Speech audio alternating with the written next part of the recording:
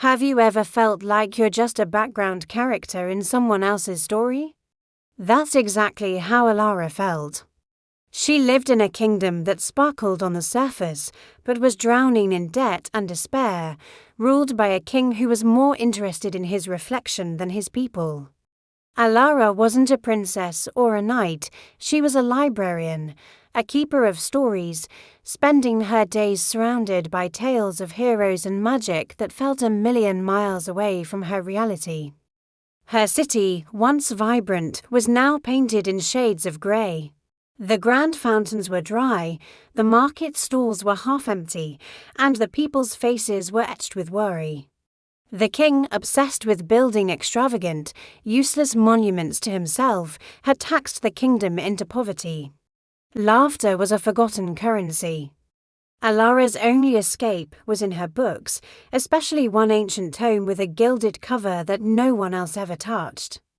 It spoke of a sunstone hidden deep in the Whispering Mountains, a gem said to hold the very essence of prosperity and joy. It wasn't just a legend to Alara, it was a glimmer of hope. One evening, as she was closing the library, she overheard a royal decree being announced. The king was raising taxes again, this time to fund a solid gold statue of his favorite horse. That was the last straw. The people's quiet desperation turned into angry murmurs.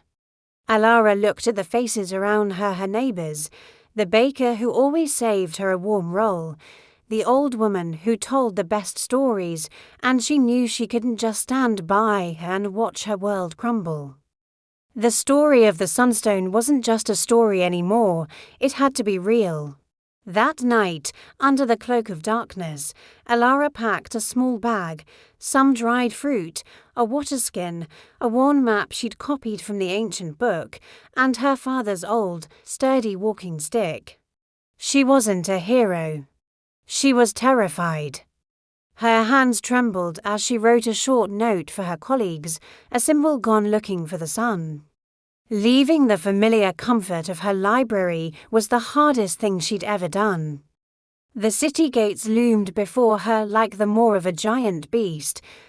Thanks for watching. Watch full story and subscribe to @HimWhispers.